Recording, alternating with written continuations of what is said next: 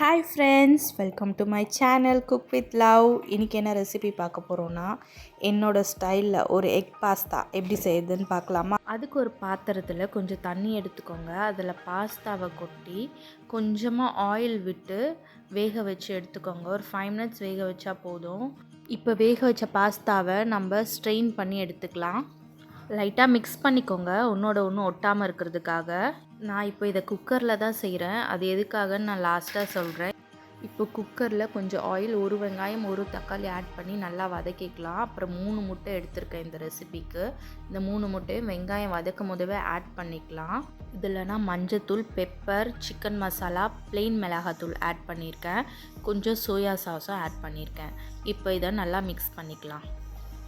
இப்போ நம்ம வேக வச்ச பாஸ்தாவை இந்த மசாலா கூட சேர்த்துக்கலாம்.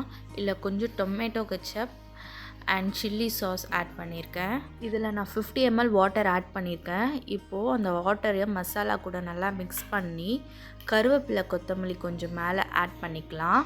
இப்போ நம்ம குக்கரை க்ளோஸ் பண்ணி ஒரு 2 மினிட்ஸ் அப்படியே பிரியாணி டம் போடுவோம் இல்லையா, அந்த மாதிரி போட்டு சர்வ் பண்ணி பாருங்களேன். பாஸ்தா ஹார்டாக இல்லாமல் நல்லா சாஃப்டாக சாப்பிட்டு சூப்பராக இருக்கும்.